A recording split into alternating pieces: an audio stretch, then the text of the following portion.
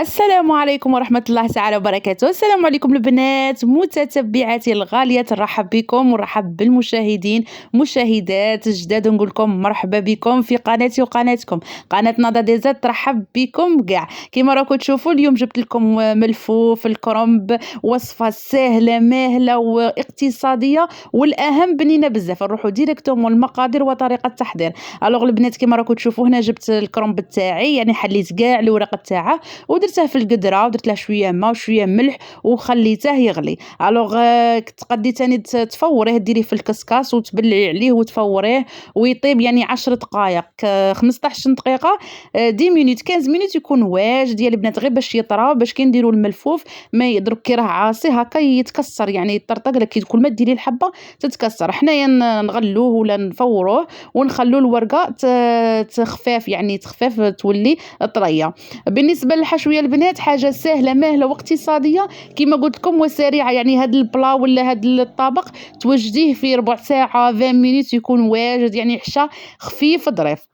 نجيبوا المقلاة تاعنا، نجيبوا المقلاة تاعنا، درنا لها مغرف كبيره تاع زبده، شويه زيت، ودرنا البصل تاعنا، حبه بصل تقطعيها قطع صغيره ولا تربيها ولا تطحنيها كما راكم تشوفوا. درنا لها فصوص تاع الثوم، يعني غير 2 فصوص تاع الثوم مرابين مليح، وتقلي هذيك البصل تاعك حتى تتحمر. الوغ كما راكم تشوفوا في لا فيديو، بعد ما تحمرت لي مليح ودارت هذاك اللون الذهبي، طحنت نص صدر تاع الدجاج. يا البنات تقدي تعوضيه بالكفته، تجي تاني تجي بنينه. انا درت غير الدجاج، يعني كما قلت لكم وصفه اقتصاديه، ما فيهاش ما فيهاش حاجه بزاف، ما فيهاش صوالح بزاف، ما فيها لا جبن لا والو، وتجي بنينه بنينه يا البنات. الوغ نتمنى تجربوا هذا الطبق، هذا معروف ملفوف الكرنب عند التراكه، عند المصريين، عند السوريين، تبارك الله هما مشهورين به، وينوعوا فيه، يديروه على المرميطه كما نقولوا حنا، يديروه بالروز يديروه، وحنايا بغينا نديروا هذه الوصفه. اكيد الجزائريين حتى حاجه ما تجيهم صعيبه، كلشي كاع الاكلات المصريه ولا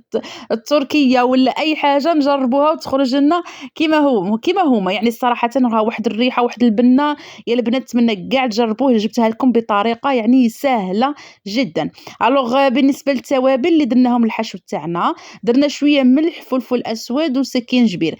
هذا ما كان سكينجبير علاش يا البنات؟ باش يطلق لنا البنه. السكينجبير دائما يتبع الدجاج، يعني في المرقه في كل شيء السكينجبير ضروري، يعني صراحه يكون في الماكله تاعنا. كما راكم تشوفوا شويه تاع فلفل اسود وتحمري هذاك الدجاج بعد ما دخله الطياب، عاد نديروا التوابل باش ما ينحرقوش. هذه هي البنات غادي نضيفوا ملعقه باش ما نسرع لكمش لا فيديو، غادي نزيدوا ملعقه صغيره ولا نص ملعقه كبيره تاع طماطم مصبره باش يدير لنا هذاك الحشو، غير يدير هذيك يدي شويه هذيك التحميره، باش ما نديروش الكركم ولا فلفل احمر ولا زعفران ولا صراحه ما يجيش مقلي.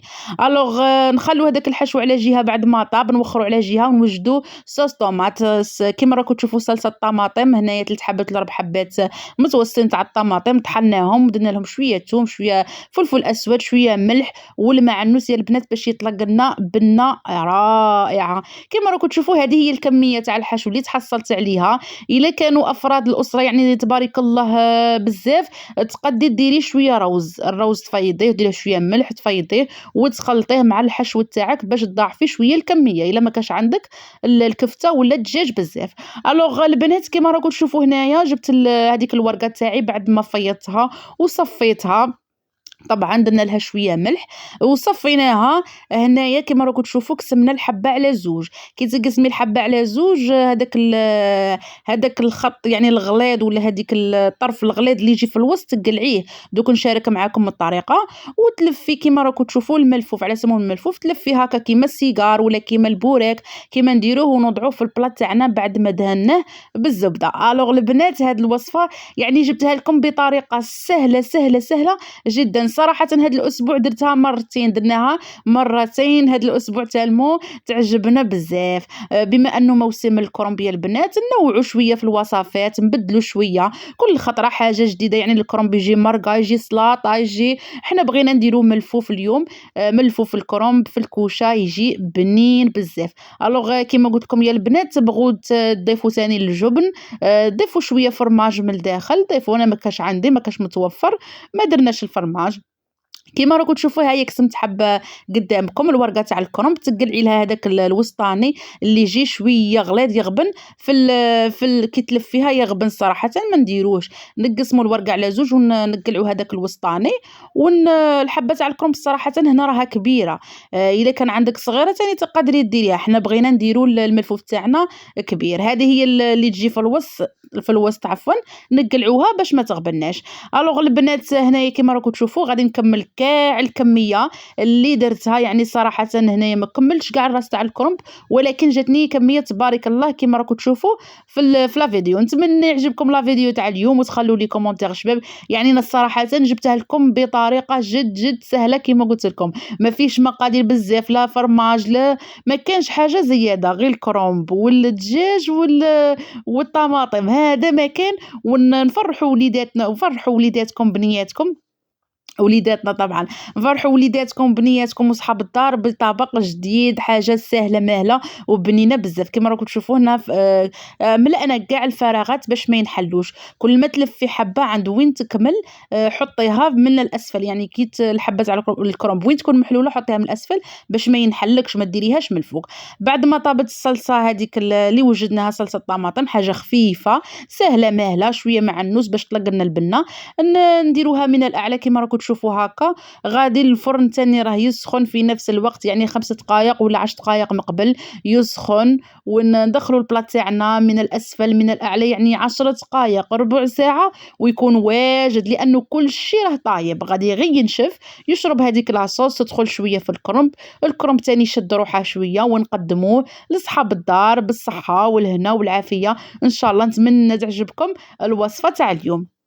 الوغ البنات كيما راكم تشوفوا صورت لكم من الاسفل من الاعلى. تبغي هنا تاني تضيفي الفرماج من الفوق، ترابي شويه فرماج وديريه من الفوق، شيدار ولا اي نوع بغيتي تبغي ضيفيه. انا ما كاش متواجد ما درتهاش. هذه هي هذه هي يعني الوصفه تاع اليوم، حاجه سهله مهله اقتصاديه، والاهم بنينه بنينه بزاف، راها واحد الريحه يا البنات.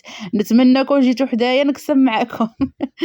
هذه هي البنات كما راكم تشوفوا غادي نقسم معكم هكا زوج حبات ولا، ونقدمها لصحاب الدار تاع يعني نقدمها دروك كي راه سخون هكا حامي وشباب، يجي بنين بزاف. هنا غادي نقسم معكم، يعني الورقه جات شابه، الحبه تاع الملفوف جات شابه. هنا كما قلت لكم السوريين والاتراك يديروا في الطنجره كما نقولوا، ويديروا عليه الروز، كي يقلبوا هذيك الطنجره تجي شابه تغير صراحه. حنايا نجربوا بهذه الطريقه صراحه جاب بنين بنين بزاف، بالصحه والهنا والعافيه وطول العمر ان شاء الله. انتظروني في فيديو اخر في وصفه جديده ان شاء الله. نتمنى يعجبكم الوصفات تاعي ساهلين اقتصاديين، وتخلوا لي كومونتير شباب كيما قلوبكم. تهلوا في رواحكم والسلام عليكم. بالك هكا هادو الدول تاع المصريين واش ديروا يديروهم ولا بالعنب هكا مصري ثاني